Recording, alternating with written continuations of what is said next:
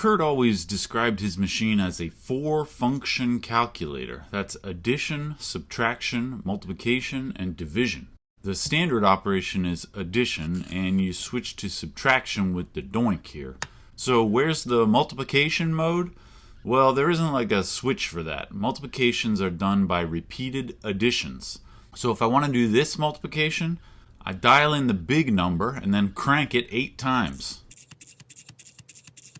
It works.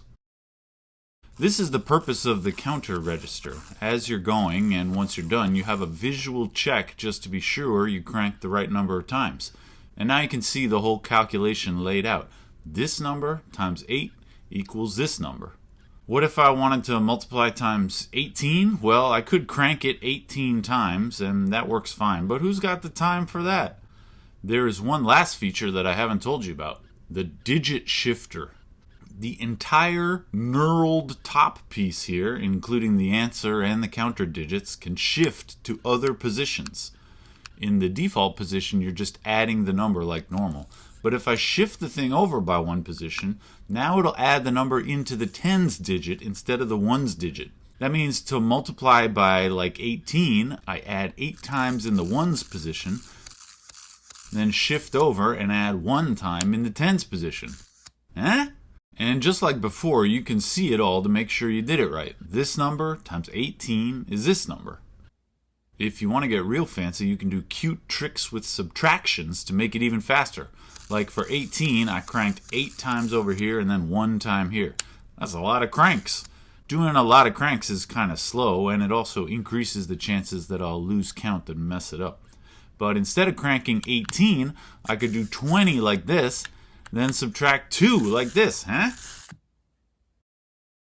If you want to really impress your friends, you could do the -2 part first. You'll roll the machine under, and all your dumb friends will think you messed it up. But who's the idiot now, huh? It's pretty satisfying to do a big multiplication on the Curta. How about this one?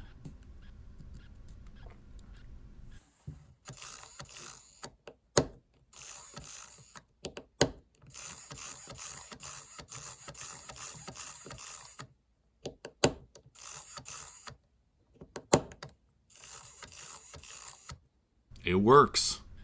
Here's something cute that people made a big deal out of back then. Simultaneous parallel calculations. Here's a true story. I was cooking a couple weeks ago using a recipe, and I wanted to scale it up. Yogurt flatbreads. They're good. I had to multiply each ingredient by 4.7.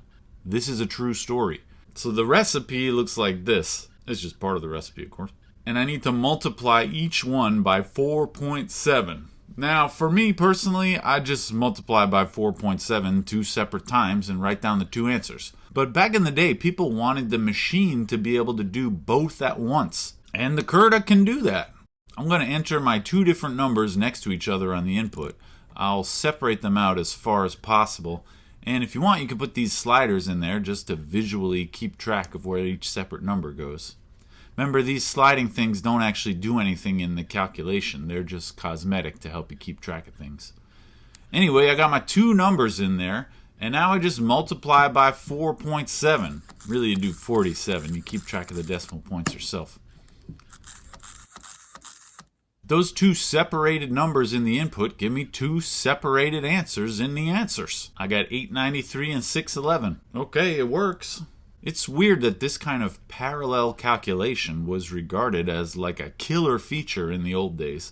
I mean, our modern calculators don't do that, and nobody seems to want to do that. But I guess I never thought about it before. Maybe this is something that everybody wants. We just don't know we want it. It's like Steve Jobs said, people don't know what they want until you show it to them. Well, okay, I just showed you parallel multiplications on a handheld calculator. Do I want that? Not really.